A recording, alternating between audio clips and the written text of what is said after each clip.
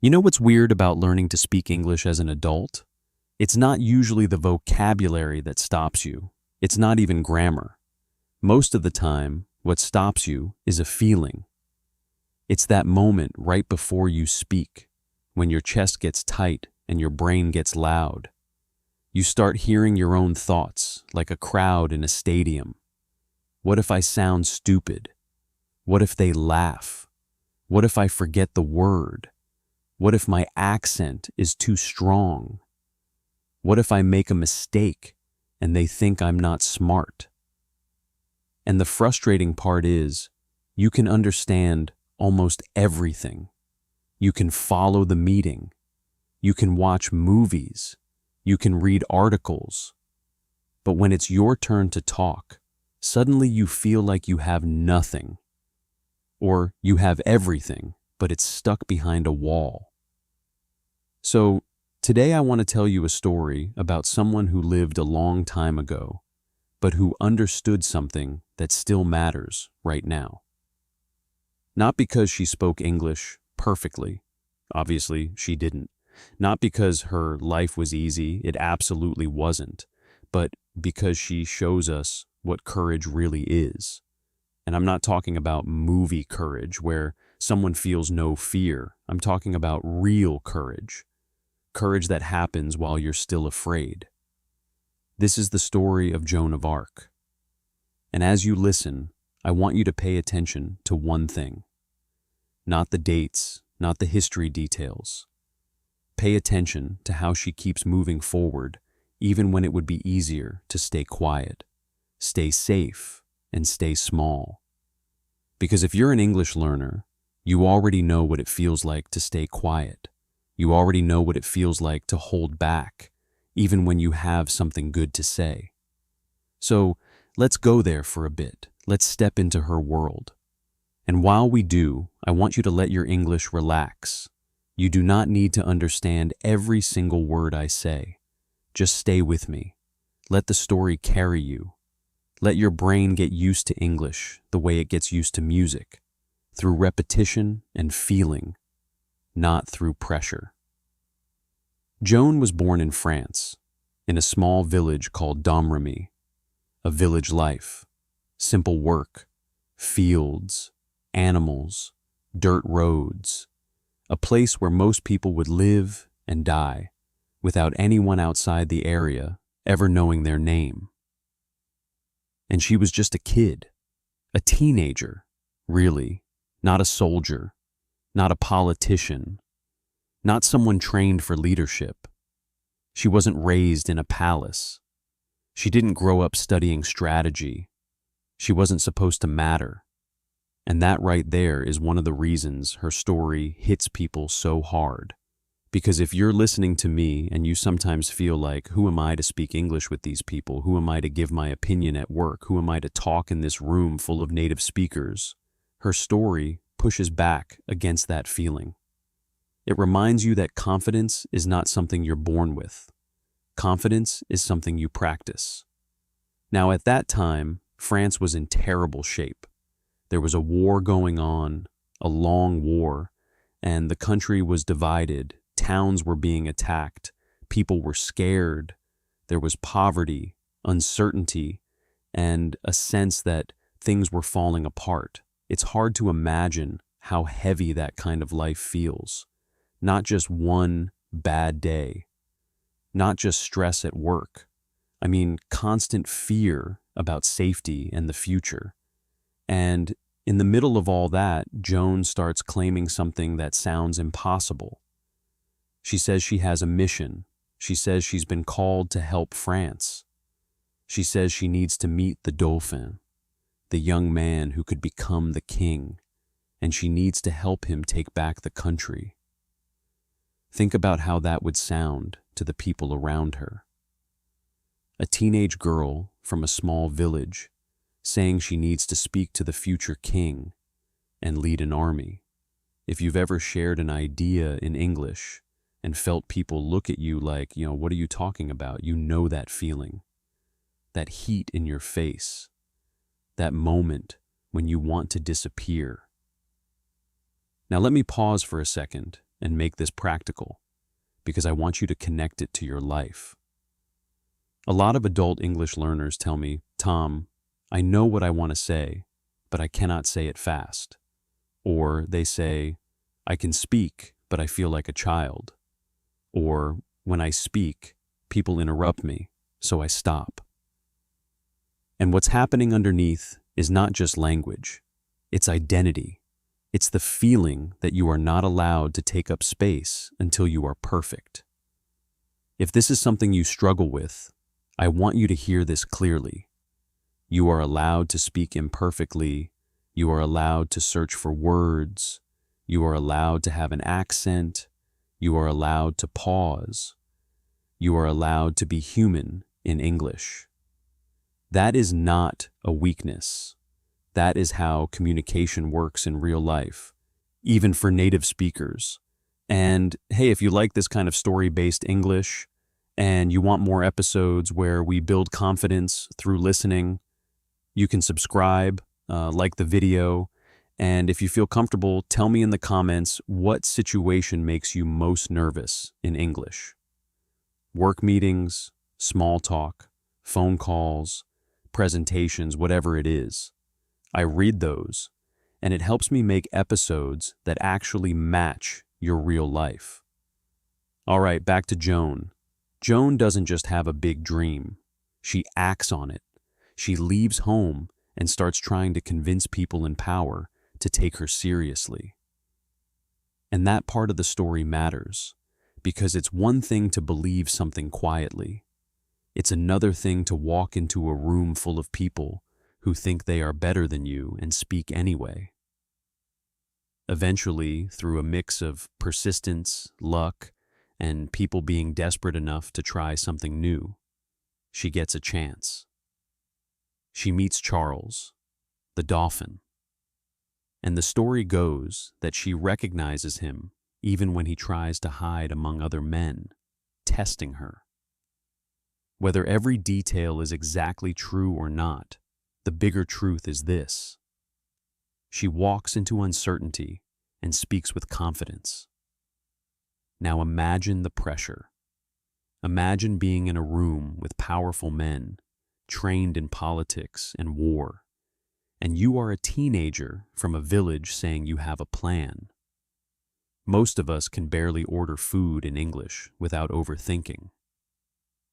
So how did she do it? Here's what I've learned from years of teaching adults.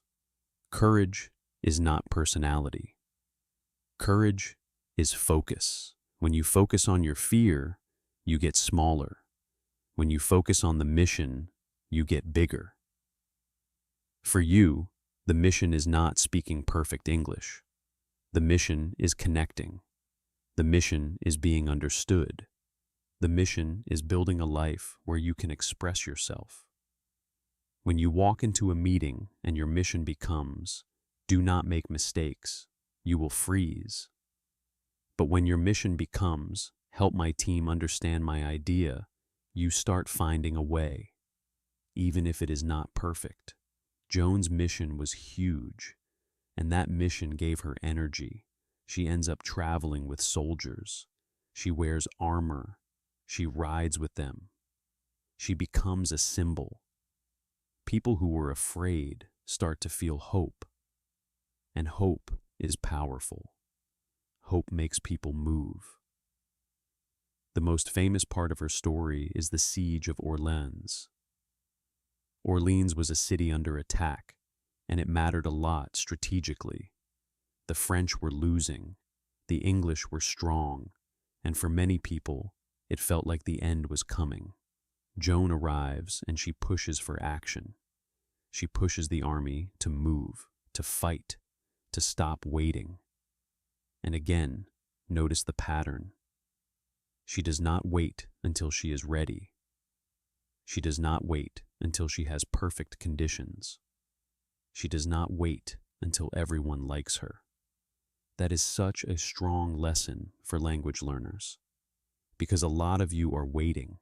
You are waiting until you feel fluent, waiting until you feel confident, waiting until you have the perfect accent, waiting until you know the perfect words. But here is the truth. You do not get confident and then speak. You speak and then you get confident. Confidence is built after action, not before it. And yes, Joan was afraid. Of course she was. People sometimes think courage means you feel nothing. No, courage is feeling fear and still moving forward. In Orleans, she is injured by an arrow. She gets hurt. She bleeds. She's not a superhero. She is a real person with a real body, in real danger. And yet, she returns. She continues. The city is eventually relieved, and it becomes a turning point. Her presence changes the mood. It changes what people believe is possible. Now, I'm not saying your English conversation is a battlefield. It's not. But your nervous system does not always know the difference. If you have social anxiety in English, if you have been embarrassed before, if you have trauma around being corrected or laughed at, your body reacts like you are in danger. Your heart beats faster. Your mouth goes dry. Your mind goes blank. So, what do we do with that? One thing that helps my students a lot is giving fear a job. Instead of fighting your fear, you treat it like a signal. Oh, I'm nervous. That means this matters. That means I'm growing. That means I'm doing something brave. Because you do not get nervous doing something easy. If you can reframe fear as growth, it loses some power. Another thing that helps is having simple, natural phrases ready, like tools in your pocket. Not fancy phrases, just calm phrases that buy you time. Things like, let me think for a second, or that's a good question, or can I come back to that, or what I mean is, these phrases are normal. Native speakers use them all the time. They are not cheating. They are how real speaking works. Joan also had something else. She had a clear inner voice, a sense of direction. Now, her story includes religious visions, and different people interpret that in different ways. But no matter how you understand it, the practical point is this. She trusted her message enough to speak it out loud. English learners often have the opposite experience. You have an inner voice, but it's in your first language. And then you translate. And translation makes everything slower. It makes you feel less natural. It makes you doubt yourself. So here's a gentle challenge. Try to build a small inner voice in English. Not all day, not for hours, just for a few minutes. When you're doing something simple, like making coffee or walking to the store, narrate in your head in English. Nothing fancy. I'm making coffee. I need to answer that email. I'm a little tired today. That meeting might be stressful. I hope it goes well. This builds what I call automatic English. It's not perfect English, it's usable English. And usable English is what makes you fluent. Back to Joan. After Orleans, her influence grows. She helps push Charles toward being crowned king in Reims, another major turning point. And you can imagine the pride, the relief, the feeling that she was right. But her story is not a simple success story. And I want to include that part because adult learners need to hear this too. Progress is not a straight line. Real life is messy.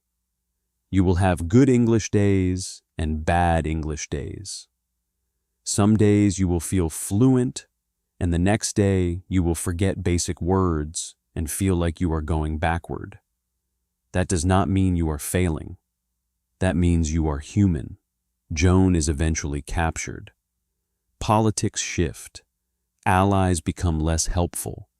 People who benefited from her courage do not protect her the way they should. She is put on trial, and it is not a fair trial. It is designed to break her.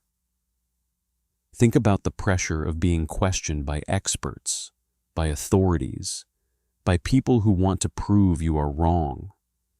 If you have ever been in a job interview in English, you know a small version of that feeling. Someone asks you a question, and suddenly your brain empties. You feel judged. You feel like every mistake means something terrible. Joan answers anyway. And one of the reasons her story lasts is because she speaks with clarity under pressure. She does not always say the perfect thing, but she stays present. She does not disappear. That is a powerful skill for English learners. Staying present. When you are speaking and you make a mistake, your brain wants to time travel. It wants to go back and fix it, or it wants to jump forward and predict humiliation. And while you are time traveling, you are no longer in the conversation. You stop listening. You lose your next sentence. So instead, practice this. When you make a mistake, keep going. Let it be.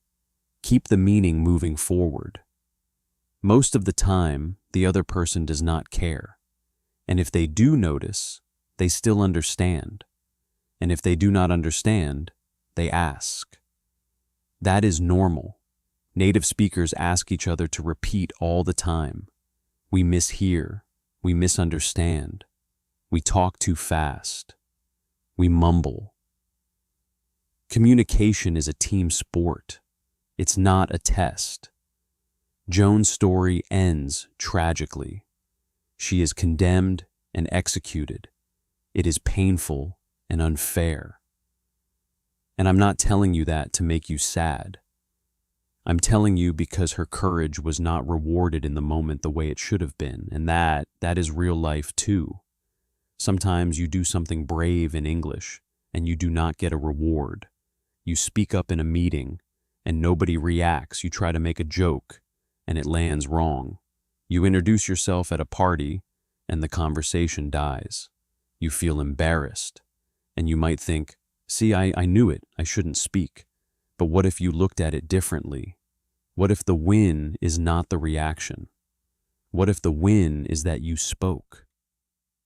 Because every time you speak, you are training your nervous system.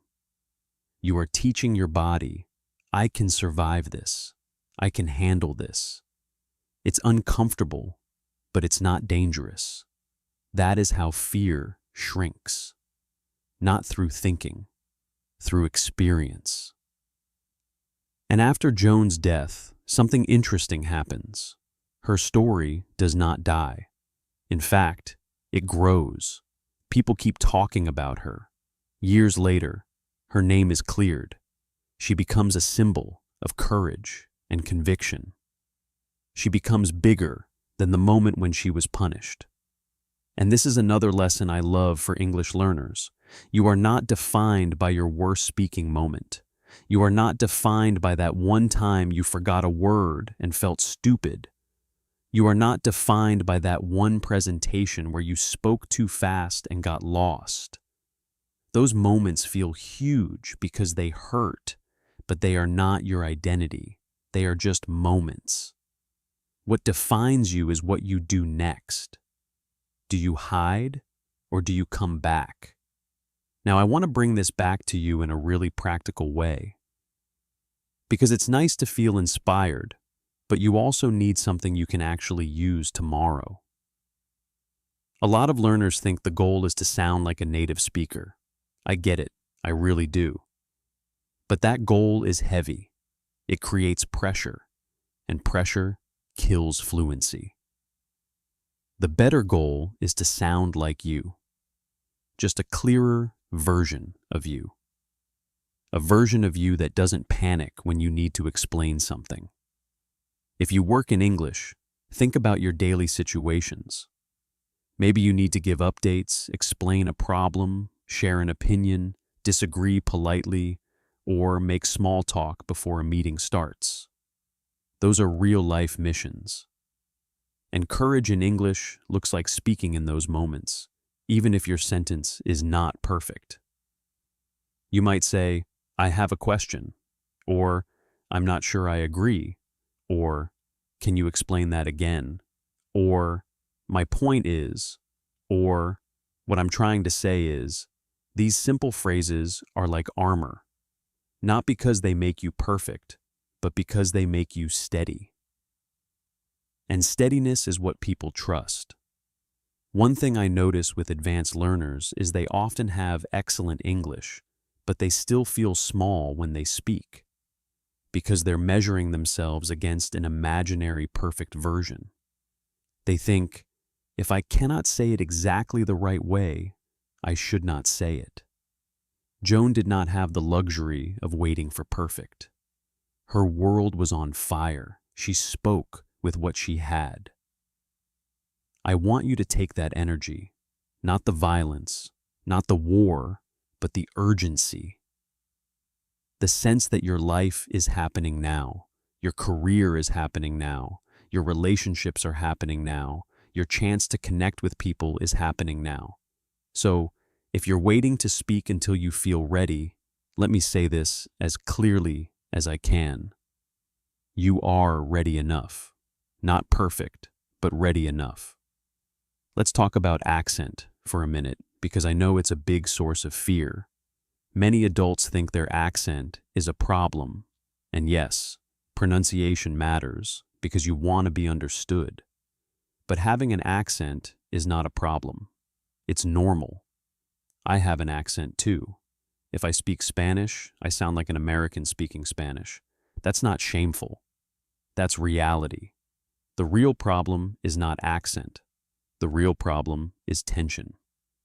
When you're tense, your mouth gets tight, your breathing gets shallow, and your pronunciation gets worse.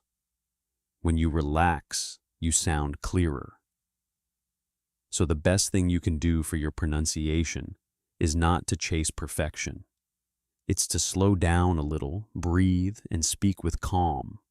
Clear is better than fast. Confident is better than perfect.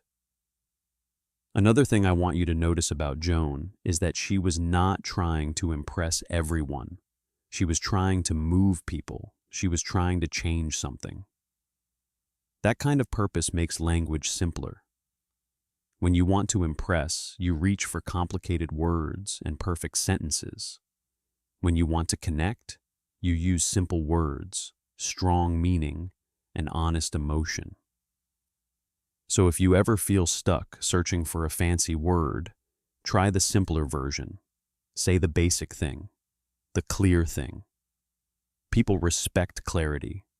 Let me give you a very human example. Imagine you are in a meeting and you want to say, I think this plan will cause problems later. You might freeze because you want a perfect sentence.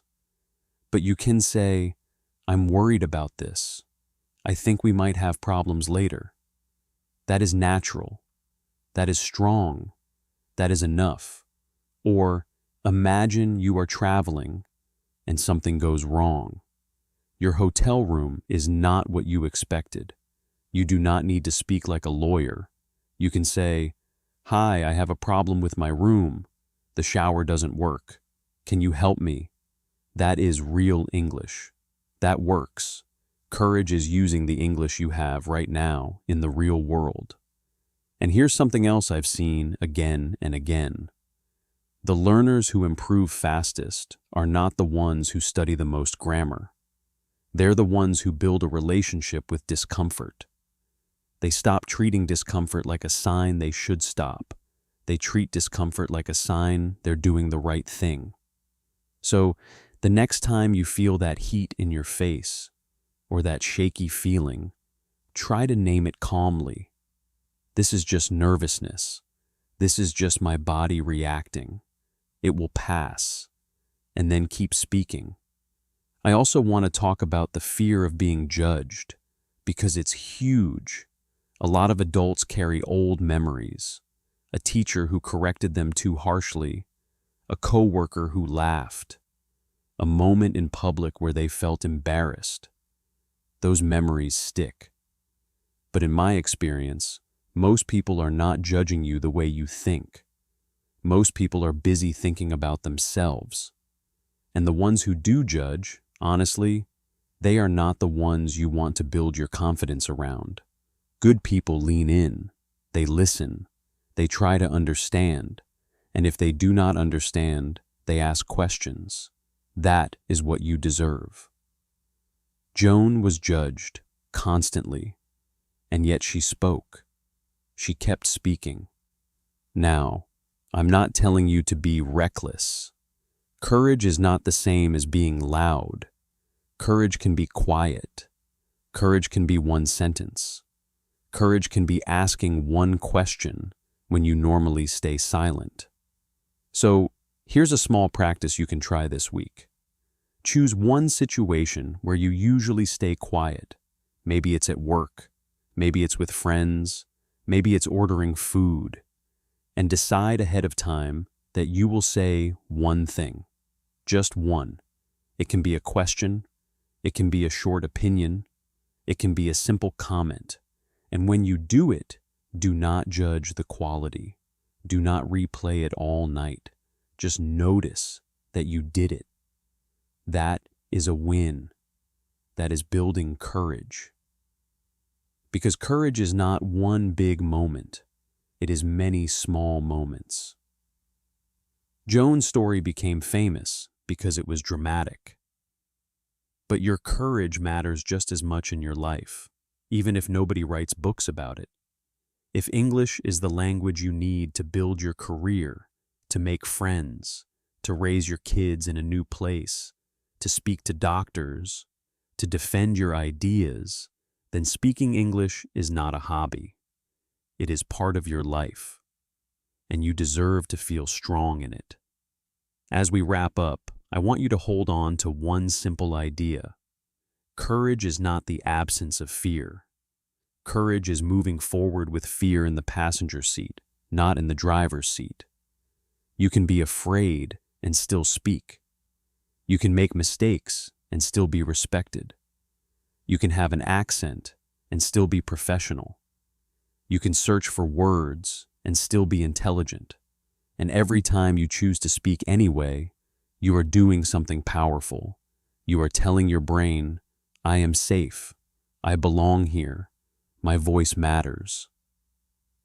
So the next time you feel that moment before you speak, that pause where you can either shrink or step forward, think of Joan. Not as a distant historical figure, but as a reminder that bravery is often just a decision made in a small moment. Take a breath. Say the sentence. Let it be imperfect. Let it be real. And keep going.